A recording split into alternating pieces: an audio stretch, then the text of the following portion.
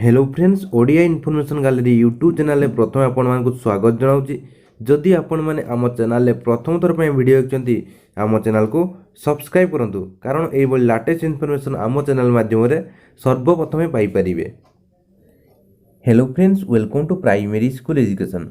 जुक्त 2 नामलेखा प्रक्रिया 5 नुआ माध्यमिक बोर्ड को नामलेखा अनुमति। तेबे 5 नुआ माध्यमिक बोर्ड को ओडिशा सरकार नामलेखा पाई अनुमति देइचंती। तो कौन रही फुल डिटेल्स चलतु जान नवा। जुक्त 2 नामलेखा प्रक्रिया रे 5 नुआ माध्यमिक बोर्ड को अनुमति देइचंती राज्य सरकार। तेबे राज्य सरकार जुक्त 2 नामलेखा प्रक्रिया रे 5 नुआ माध्यमिक बोर्ड को अनुमति देइचंती। एणिकी एही बोर्ड रे 10वीं पास करथिया पिला माने ओडिशा रे 2021-22 शिक्षा वर्ष रे जुक्त 2 पढ़ा को आवेदन करें। तेबे यही बोर्ड रे से बोर्ड गुड़िक लिस्ट तले दिखाई। तो से बोर्ड रे पास करथिया पिला माने ओडिशा रे 2021-22 शिक्षा वर्ष रे जुक्त 2 पढ़ा को आवेदन करें।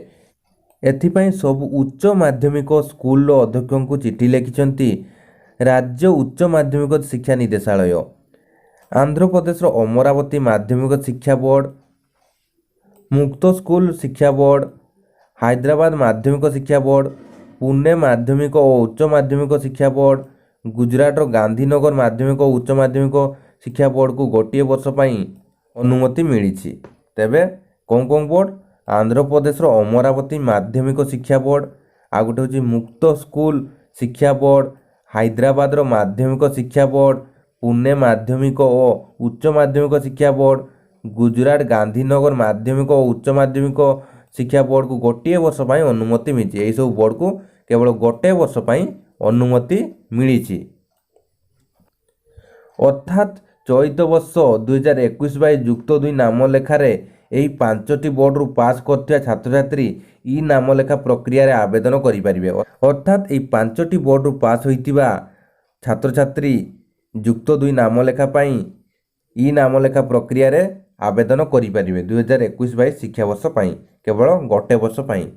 आशा करछि इनफॉरमेशन टी आपण मानक पई हेल्पफुल हेतिबो। जदि वीडियोटी हेल्पफुल होती वीडियो गोटे लाइक करूँ और निजर फ्रेंड्स मान सहित शेयर करूँ।